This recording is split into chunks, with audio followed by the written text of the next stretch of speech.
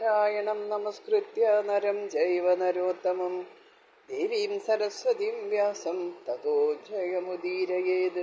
എല്ലാവർക്കും നമസ്കാരം. മഹാഭാരതം ആദിപർവം. അരക്കില്ലം ചുട്ടിരിക്കുന്നു.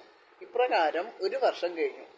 അരക്കില്ലത്തിന് തീ വെച്ച് പാണ്ഡവരെ കൊല്ലേണ്ട സമയമായി എന്ന് പുരോചനനും അരക്കില്ലത്തിൽ നിന്ന് രക്ഷപ്പെടേണ്ട സമയമായി എന്ന് പാണ്ഡവരും തീരുമാനിച്ചു. ഒരു ദിവസം ബ്രാഹ്മണദാനം എന്ന് പറഞ്ഞ് കുന്തിദേവി ഒരു സദ്യ നടത്തി. അതിൽ ധാരാളം പേർ പങ്കെടുത്ത കൂട്ടത്തിൽ ഒരു വേടത്തി അവളുടെ 5 പുത്രന്മാരോടുകൂടി പങ്കെടുത്തിരുന്നു. സദ്യ കഴിഞ്ഞപ്പോൾ നേരം വൈകിയതുകൊണ്ട് അവർ അവിടെ തന്നെ കിടന്നുറങ്ങി. എല്ലാവരും ഗാഠനിദ്രയിലായപ്പോൾ ഭീമസേനൻ തൊട്ടടുത്തുള്ള പുരോചനന്റെ വീടിനും പിന്നീട് ശിവാലയത്തിനും തീവച്ചു. തീ ആളിക്കത്തുന്നതിന് മുമ്പായി തന്നെ പാണ്ഡവന്മാരും കുന്തിയും തുരങ്കത്തിനകത്ത് പ്രവേശിച്ച് പ്രവേശന ദ്വാരം അടച്ചു. അവർ തുരങ്കമാർഗേണ പുറത്തിറങ്ങി. ശിവാലയത്തിൽ തീജ്വാല ഉയർന്നു. അതിലുണ്ടായിരുന്ന സാധനങ്ങളൊക്കെ തീ പിടിച്ച് പൊട്ടിത്തെറിച്ചു. ഭയങ്കരമായ ശബ്ദം കേട്ട് നാട്ടുകാർ ഉണർന്നു. സംഭ്രമത്തോടെ ഓടിയെത്തി. അഗ്നി വാനിൽ ഉയർന്ന് കത്തുന്നതാണ് കണ്ടത്. കത്തുന്ന അഗ്നിയെ നോക്കി നിൽക്കാനല്ലാതെ അവർക്ക് ഒന്നും ചെയ്യാൻ കഴിഞ്ഞില്ല. അത്ര ക്ഷണം കൊണ്ട് വീട് കത്തിയെരിഞ്ഞു. തീ കെട്ടടങ്ങിയപ്പോൾ ശിവാലയത്തിനുള്ളിൽ വെന്തുകരിഞ്ഞ 6 മൃതദേഹങ്ങൾ കണ്ടു. ഇത് പാണ്ഡവന്മാരുടെയും കുന്തിയുടെയും ആണെന്ന് അവർ തീരുമാനിച്ചു.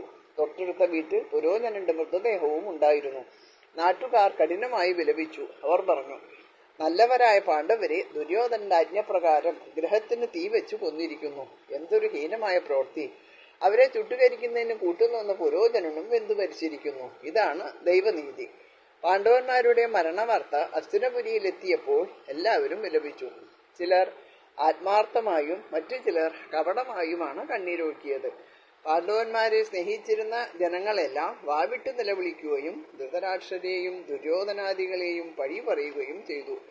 ധൃതരാഷ്ട്രനും ദുര്യോധനാദികളും മുതലക്കണ്ണി പൊയ്ക്കുകയാണ് ഉണ്ടായത്. വിതുരൻ മാത്രം സമാധാനമായിരുന്നു. എങ്കിലും ആർക്കും സംശയം ഉണ്ടാകാതിരിക്കാനായി അദ്ദേഹവും മറ്റുള്ളവരോട് ചേർന്ന് ദുഃഖത്തിൽ പങ്കെടുക്കുന്നതായി ഭാവിച്ചു.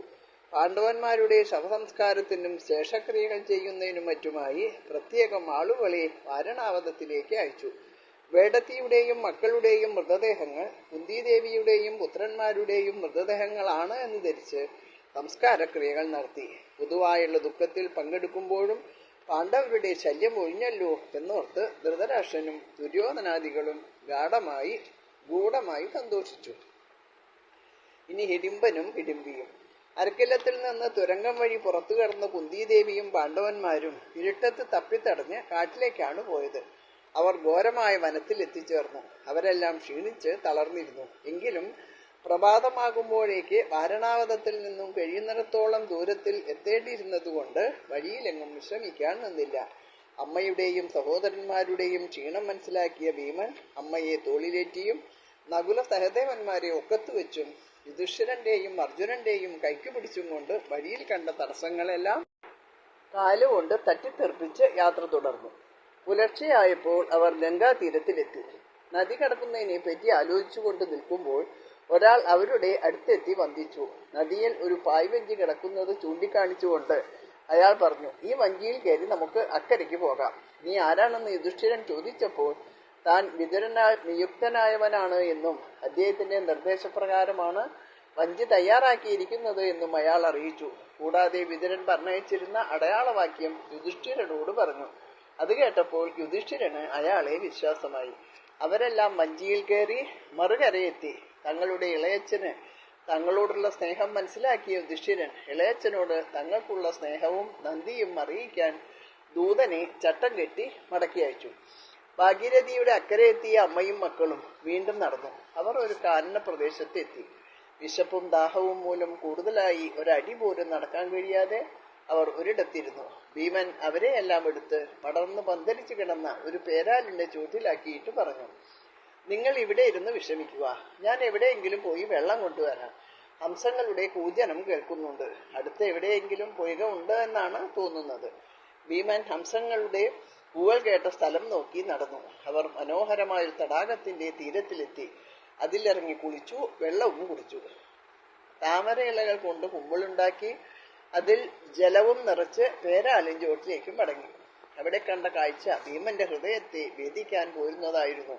അംസതൂലികാശയ്യയിൽ ദാസിമാരുടെ പരിചരണത്തിൽ സുഖനിദ്ര ചെയ്യേണ്ട തന്റെ മാതാവ് വെറും നിലത്ത് കിടന്നുറങ്ങുന്നു. ചുറ്റിലും വീരശൂര പരാക്രമികളായ സഹോദരന്മാർ വാടി തളർന്നു കിടക്കുന്നു. അവരും ഒന്നും അറിയാതെ ഉറക്കമാണ്. ഇതെല്ലാം കണ്ടപ്പോൾ ഇതിനൊക്കെ കാരണക്കാരനായ ദുര്യോധനോട് അവന്റെ അമർഷം പതഞ്ഞു പൊങ്ങി. അവൻ പല്ലുകടിച്ച് ഞെരിച്ചുകൊണ്ട് തന്നെത്താൻ പറഞ്ഞു, ഓ എന്തൊരു കഷ്ടം! ദുഷ്ട ധാർത്തരാഷ്ട്ര, നീതിമാനും ധർമ്മജ്ഞനുമായ എന്റെ ജ്യേഷ്ഠൻ നിന്നെ കൊല്ലുവാൻ എന്നെ അനുവദിച്ചിരുന്നുവെങ്കിൽ നീ ഇപ്പോഴും ജീവിച്ചിരിക്കുമായിരുന്നില്ല. പക്ഷേ നിന്നെ ഞാൻ എന്നെങ്കിലും കൊന്നൊടുക്കും. ഭീമൻ സഹതാപത്തോടെ തന്റെ അമ്മയെയും സഹോദരന്മാരെയും നോക്കി. അവരെല്ലാം സുഖമായിട്ട് ഉറങ്ങുന്നു. അവർ സുഖമായി ഉറങ്ങട്ടെ. ഇപ്പോൾ ഉണർത്തി ശല്യം ചെയ്യേണ്ട. ഉണരുമ്പോൾ വെള്ളം കുടിക്കട്ടെ. അതുവരെ ഞാൻ കാത്തിരിക്കാം. ഇപ്രകാരം വിചാരിച്ചുകൊണ്ട് ഭീമൻ അവരുടെ സമീപത്തിരുന്നു. ഹിഡിംബൻ എന്നൊരു ഘോര രാക്ഷസൻ ആ വനത്തിൽ താമസമുണ്ടായിരുന്നു. ആരെയും ഭയപ്പെടുന്നതായിരുന്നു അവന്റെ ആകൃതി. അവൻ ക്രൂരനായിരുന്നു. മഴക്കാറ് പോലെ കറുത്ത ശരീരവും നീണ്ട ദംഷ്ടകളും തുറച്ച മഞ്ഞ കണ്ണുകളും ചെമ്പൻ താടിയും വട്ടത്തലയും വലിയ കുടവേറുമുള്ള ഒരു വികൃത സത്വമായിരുന്നു ഹിഡിംബൻ. നരമാംസപ്രിയനായ അവൻ പാണ്ഡവന്മാരുടെ ആഗമനം മനസ്സിലാക്കി. മനുഷ്യമാംസത്തിന്റെ സ്വാദോർത്ത് അവന്റെ വായിൽ വെള്ളമൂറി. അവൻ തന്റെ സഹോദരിയായ ഹിഡിംബിയെ വിളിച്ചു പറഞ്ഞു, സോദരി, വളരെ നാളായി നരമാംസം കിട്ടിയിട്ട്. ഇപ്പോഴിതാ അത് കിട്ടാൻ പോകുന്നു. അതിന്റെ മണം തന്നെ എത്ര അസ്വാദ്യമാണ്. നീ പോയി അവരെ കൊന്ന് എടുത്തുകൊണ്ടുവരിക. അവരുടെ ശരീരത്തിലുള്ള ചുടുരക്തം കുടിച്ച് മാംസവും തിന്ന് നമുക്ക് പാട്ടുപാടി നൃത്തം ചെയ്ത് ആനന്ദിക്കാം. ഇടുമ്പി ജ്യേഷ്ഠന്റെ കൽപ്പനയനുസരിച്ച് പാണ്ഡവന്മാർ കിടന്നിരുന്ന സ്ഥലത്തെത്തി. അവൾ കുന്തിദേവിയെയും ഉറങ്ങിക്കിടക്കുന്ന ഭീമ സഹോദരന്മാരെയും കാവലിരിക്കുന്ന ഭീമനെയും കണ്ടു. ആകൃതിയിൽ ഭീമനാണെങ്കിലും ആകർഷണത്തിൽ കന്ദർപ്പതുല്യനായ ഭീമനെ കണ്ടപ്പോൾ ഇടുമ്പിയുടെ ഹൃദയം കുളിരണിഞ്ഞു. അവൾ ആലോചിച്ചു, സിംഹതുല്യനായി മഹാപ്രഭു ആരാണ്? യുവത്വം തുള്ളി നിൽക്കുന്ന ഈ കാമകോമളനെ എന്റെ ഭർത്താവായി ലഭിച്ചാൽ ഞാൻ എത്ര ഭാഗ്യവതിയാണ്. എനിക്ക് ഇവൻ ഏറ്റവും അനുരൂപനായ ഭർത്താവാണ്. നിശ്ചയമായും ഇവനെ ഞാൻ ഉപദ്രവിക്കുകയില്ല. അവൾ ഇപ്രകാരം ചിന്തിച്ചുകൊണ്ട് രാക്ഷസരൂപം കൈവെടിഞ്ഞ് ചേതോഹാരിണിയായ ഒരു മനുഷ്യസ്ത്രീയുടെ രൂപം കൈക്കൊണ്ടു. സ്ത്രീസഹജമായ ലജ്ജയോടും വശ്യമായ പുഞ്ചിരിക്കൊഞ്ചലോടും കൂടി അവൾ ഭീമന്റെ സമീപത്ത് വന്നു. വിജനമായ കാട്ടിൽ തന്റെ അടുത്തു വന്നു നിൽക്കുന്ന മോഹനാംഗിയെ കണ്ടപ്പോൾ ഭീമൻ ആശ്ചര്യപ്പെട്ടു. ഇടുമ്പി മധുരമായി മൊഴിഞ്ഞു, ഭവാൻ ആരാണ്? എവിടുന്ന് വരുന്നു? ഇവിടെ കിടന്നുറങ്ങുന്ന ഈ ദേവി ആരാണ്? കാട് രാക്ഷസന്മാരുടെ വിഹാരരംഗമാണ് എന്നറിയാതെ എത്ര ശാന്തമായി ഇവരെല്ലാം ഉറങ്ങുന്നു. ക്രൂരനായ ഹിഡിംബൻ എന്ന രാക്ഷസൻ ഇതിനടുത്താണ് പാർക്കുന്നത്. അവൻ നരഭോജിയാണ്. നിങ്ങളെ തിന്നുന്നതിനെ ആഗ്രഹിക്കുന്നു. അതിനായിട്ട് എന്നെ പറഞ്ഞയച്ചതാണ്. എന്നാൽ ദേവകുമാരനെ പോലെ സുന്ദരനായി നിന്നെ കണ്ട മാത്രയിൽ തന്നെ ഞാൻ കാമവിവശയായിരിക്കുന്നു. നിന്നെ അല്ലാതെ മറ്റാരെയും ഭർത്താവായി വരിക്കുകയില്ല എന്ന് ഞാൻ തീരുമാനിച്ചിരിക്കുന്നു. നീ എന്നെ ഭാര്യയായി സ്വീകരിച്ച് അനുഗ്രഹിക്കണം. ഭൂമിയിലും ആകാശത്തും മറ്റെവിടെ വേണമെങ്കിലും സഞ്ചരിക്കാനുള്ള കഴിവ് എനിക്കുണ്ട്. എന്നോടുകൂടി നിനക്കിഷ്ടമുള്ള ദിക്കിൽ സഞ്ചരിച്ച് നമുക്ക് ആനന്ദിക്കാം. ഇത് കേട്ടപ്പോൾ ഭീമൻ ചിരിച്ചുപോയി. അവൻ പറഞ്ഞു, കൊള്ളാം, നല്ല അപേക്ഷ. ഉറങ്ങിക്കിടക്കുന്ന എൻ്റെ അമ്മയെയും സഹോദരന്മാരെയും രാക്ഷസന് തിന്നാൻ കൊടുത്തിട്ട് നിന്റെ കൂടെ ഊരു ചുറ്റി ആനന്ദിക്കണം എന്നാണോ നിന്റെ ആഗ്രഹം? ഇടുമ്പി, എങ്കിൽ അവരെ ഉണർത്തുക. നരഭോജിയായ രാക്ഷസനിൽ നിന്ന് ഞാൻ അവരെ രക്ഷിച്ചുകൊള്ളാം. ഭീമൻ, നിന്റെ സഹോദരനെ എനിക്ക് അശേഷം പേടിയില്ല. നീ വെറുതെ ഇവിടെ നിൽക്കണ്ട, നിനക്ക് പോകാം. നിന്റെ ജ്യേഷ്ഠനെ ഇങ്ങോട്ട് അയച്ചേക്കൂ. സഹോദരി പോയിട്ട് മടങ്ങി വരാൻ താമസിച്ചപ്പോൾ ഹിഡിംബന്റെ ക്ഷമ നശിച്ചു. അവൻ നേരെ പാണ്ഡവരുടെ അടുത്തേക്ക് വന്നു. കോപം മാറുന്ന ചുവന്ന വട്ടക്കണ്ണുകളോടെ അലറിക്കൊണ്ടുവരുന്ന സഹോദരനെ കണ്ടപ്പോൾ ഇടുമ്പി ഭീമനോട് പറഞ്ഞു, ക്രൂരനായ ആ നരഭോജി ഇതാ എത്തിക്കഴിഞ്ഞു. നീ എന്റെ ചുമലിൽ കയറിക്കൊള്ളൂ. മറ്റുള്ളവരെയും ഞാൻ നിന്നോടൊപ്പം കൊണ്ടുപോകാം. ഭീമൻ, എന്റെ ഈ കൈകൾ കൊണ്ട് ഞാൻ അവന്റെ കഴുത്ത് ഞെരിച്ചു കൊല്ലും. നീ എന്നെ നിസ്സാരനായി കരുതണ്ട. ഇടുമ്പി, അങ്ങ് ഒരിക്കലും ഒരു നിസ്സാരനല്ല. അങ്ങ് മനുഷ്യനിൽ തന്നെ ഒരു രാക്ഷസനാണ്. അപ്പോഴേക്ക് ഹിഡിംബൻ അവരുടെ അടുത്തെത്തുന്നത് കണ്ടപ്പോൾ രാക്ഷസന് കാര്യം മനസ്സിലായി. എടീ രാക്ഷസകുലത്തിന് കളങ്കമുണ്ടാക്കുന്ന കുലടേ, നീ ഇവനെ വീഴ്ക്കാൻ വന്നിരിക്കുകയാണോ എന്ന് ആക്രോശിച്ചുകൊണ്ട് അവളെ കൊല്ലാനായി എടുത്തു. അപ്പോൾ ഭീമൻ തന്റെ ബലിഷ്ഠ ഭുജങ്ങൾ ഉയർത്തി രാക്ഷസനെ തട്ടുകൊണ്ട് പറഞ്ഞു, അവൾ കുലടയല്ല. എന്റെ മുന്നിൽ വെച്ച് ഒരു പെണ്ണിനെ കൊല്ലാൻ ഞാൻ അനുവദിക്കുകയില്ല. ആനയെ സിംഹം കൊല്ലുന്നത് പോലെ ഇപ്പോൾ തന്നെ നിന്റെ കഥ കഴിച്ചേക്കാം. ഓഹോ, അങ്ങനെയാണോ? എന്നാൽ നിന്നെ കൊന്നതിന് ശേഷമേ ഇവളെ കൊല്ലുന്നുള്ളൂ എന്ന് പറഞ്ഞുകൊണ്ട് ഭീമനെ അടിക്കാനായി ഹിഡിംബൻ കൈകൾ ഉയർത്തി. അവന് ഭീമനെ അടിക്കാൻ കഴിയുന്നതിന് മുമ്പായി തന്നെ ഭീമൻ അവനെ തൂക്കിയെടുത്ത് എറിഞ്ഞു. ദൂരത്ത് വീണ് അവൻ ചാടി എഴുന്നേറ്റ് അലറിക്കൊണ്ട് ഭീമനെ ആക്രമിക്കാൻ ഒരുമ്പെട്ടു. ഉറങ്ങുന്നവർ നിർബാധം ഉറങ്ങിക്കൊള്ളട്ടെ എന്ന് കരുതി ഭീമൻ ഇടിമ്പനെ പിടിച്ചു വലിച്ച് കുറെ അകലത്ത് കൊണ്ടുപോയി. ഇടിമ്പനും ഒട്ടും മോശക്കാരനായിരുന്നില്ല.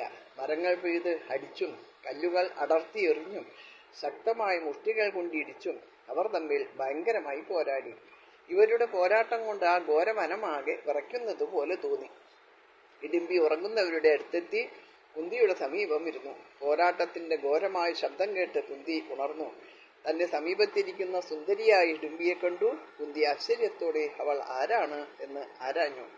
ഇടുമ്പി എല്ലാ വിവരങ്ങളും കുന്തിയെ അറിയിച്ചു. അപ്പോഴേക്കും മറ്റുള്ളവരും ഉണർന്നു. ഭീമനും ഇടുമ്പനും കൂടി ദ്വന്ദ്വയുദ്ധം നടക്കുന്ന സ്ഥലത്തേക്ക് സഹോദരന്മാർ ഓടി. ഭീമൻ രാക്ഷസന്റെ 2 കാലുകളും കൂട്ടിപ്പിടിച്ച് പൊക്കിയെടുത്ത് അവനെ വട്ടം കറക്കി നിലത്തേക്ക് ഊക്കോടെ അടിച്ചു. കൂടെ പുറത്ത് ആഞ്ഞൊരു ചവിട്ടും കൊടുത്തു. രാക്ഷസൻ ചത്തുമലച്ചു. മരണവേദനയോടുകൂടിയുള്ള അവന്റെ അലർച്ച ആ ഘോരവനത്തെ കിടിലം കൊള്ളിച്ചു. കുന്തിയും പുത്രന്മാരും അവിടുന്ന് പുറപ്പെട്ടു. കാട്ടിൽ നിന്ന് നാട്ടിൽ കടക്കാനുള്ള വഴിയിൽ കൂടി അവർ നടന്നു. ഇടുമ്പിയും അവരെ അനുഗമിച്ചു.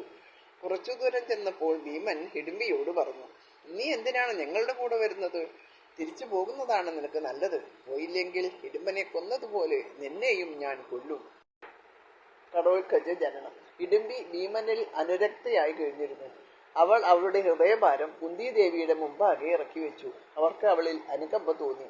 അവളെ ഭീമൻ കല്യാണം കഴിക്കുന്നത് കൊണ്ട് ദോഷമില്ല എന്നായിരുന്നു കുന്തിയുടെ അഭിപ്രായം. ഭീമനെ കല്യാണം കഴിക്കാൻ കഴിഞ്ഞില്ലെങ്കിൽ താൻ ജീവൻ അവസാനിപ്പിക്കുമെന്നുള്ള ഇടുമ്പിയുടെ പരിദേവനം കേട്ടപ്പോൾ യുധിഷ്ഠിരൻ പറഞ്ഞു, ഭീമ, ഇടുമ്പി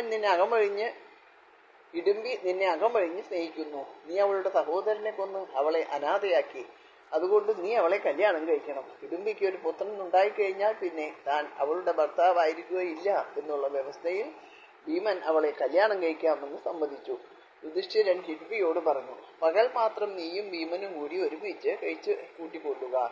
രാത്രിയിൽ അവനെ ഞങ്ങളുടെ അടുത്ത് എത്തിക്കണം. ഭീമന്റെയും യുധിഷ്ഠിരന്റെയും വ്യവസ്ഥകൾ സ്വീകരിച്ച് ഇടുമ്പി ഭീമന്റെ ഭാര്യയായി. കുറച്ചുകാലം കഴിഞ്ഞ് അവൾ ഒരു പുത്രനെ പ്രസവിച്ചു.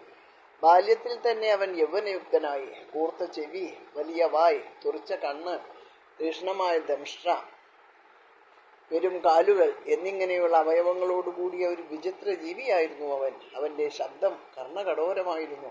രാക്ഷസന്മാരെക്കാളും കൂടുതൽ ശക്തി അവനുണ്ടായിരുന്നു. അസ്ത്രപ്രയോഗത്തിൽ അവൻ വിദഗ്ധനായി. അവന്റെ തലയിൽ മുടി ഉണ്ടായിരുന്നില്ല. അത് മൺകുടം, അതായത് കടം പോലെ ആയിരുന്നതിനാൽ അവന് കടോൽഗജൻ എന്ന് പേരിട്ടു. കുന്തിദേവിയെയും പാണ്ഡവന്മാരെയും അവൻ അഭിവാദ്യം ചെയ്തു. കുന്തി പറഞ്ഞു, വത്സ, നീ കുരുവംശത്തിൽ പിറന്നവനാണ്. 5 പേർക്കും നീ മൂത്ത പുത്രനാണ്. നീ ഞങ്ങളെ സഹായിക്കുക. കൈകൂപ്പി നിന്നുകൊണ്ട് അവൻ പറഞ്ഞു, എന്റെ സഹായം ആവശ്യമുള്ളപ്പോൾ എന്നെ സ്മരിച്ചാൽ മതി. ഞാൻ നിങ്ങളുടെ മുന്നിൽ എത്തിക്കൊള്ളാം. ആ രാക്ഷസ ശ്രേഷ്ഠൻ അമ്മയോടൊത്ത് നേരെ വടക്കോട്ട് പോയി. പാണ്ഡവന്മാർ ജടാവൽക്കലധാരികളായി മുനിവേഷം ധരിച്ചാണ് പിന്നീട് യാത്ര തുടർന്നത്. അവർ മത്സ്യരാജ്യം, ത്രികർത്തദേശം, കീചകരാജ്യം തുടങ്ങിയ ഇടങ്ങളിലെല്ലാം സഞ്ചരിച്ചു. അതിനിടയ്ക്ക് ഒരു ദിവസം യാദൃച്ഛികമായി അവർ പിതാമഹനായ വേദവ്യാസനെ കണ്ടെത്തി. കുന്തിയും പുത്രന്മാരും മഹർഷിയെ അഭിവാദ്യം ചെയ്ത് അദ്ദേഹത്തിന്റെ മുന്നിൽ കൈകൂപ്പി നിന്നു. വ്യാസൻ പറഞ്ഞു, ഞാൻ എല്ലാ വിവരങ്ങളും അറിയുന്നുണ്ട്. എനിക്ക് ധാർത്തരാഷ്ട്രന്മാരും നിങ്ങളും ഒരുപോലെയാണ്. എങ്കിലും ദീനത അർഹിക്കുന്നവരോടും ബാലന്മാരോടും മനുഷ്യർ കൂടുതൽ സ്നേഹം കാണിക്കുന്നു. ധാർത്തരാഷ്ട്രന്മാർ നിങ്ങളെ മാറ്റിപ്പാർപ്പിച്ചത് അധർമ്മമാണ്. അതുകൊണ്ട് എനിക്ക് നിങ്ങളിൽ അധികമായ സ്നേഹമുണ്ട്. ഇവിടെ അടുത്ത് ഏകചക്ര എന്നൊരു പുരമുണ്ട്. നിങ്ങൾ അവിടെ പോയി ഗൂഢമായി പാർക്കുക. വ്യാസൻ പാണ്ഡവന്മാരെ കൂട്ടിക്കൊണ്ടുപോയി ഏകചക്രയിലാക്കി. പോകുന്ന വഴിക്ക് പലതും പറഞ്ഞ് കുന്തിയെ സമാശ്വസിപ്പിക്കുകയും പാണ്ഡവന്മാർക്ക് നഷ്ടപ്പെട്ട രാജ്യം വീണ്ടും കിട്ടി അവർ ഐശ്വര്യത്തോടെ വാഴാൻ ഇടയാകുമെന്ന് ഉറപ്പുകൊടുത്ത് അവരെ അനുഗ്രഹിക്കുകയും ചെയ്തു. ഇതോടുകൂടി ഈ ഭാഗം കഴിഞ്ഞു. ഇനി നാളത്തെ വീഡിയോയിൽ ഭഗവതം. എല്ലാവർക്കും നമസ്കാരം. ഹരേ രാമ രാമ രാമ ഹരേ ഹരേ, ഹരേ കൃഷ്ണ കൃഷ്ണ കൃഷ്ണ ഹരേ ഹരേ.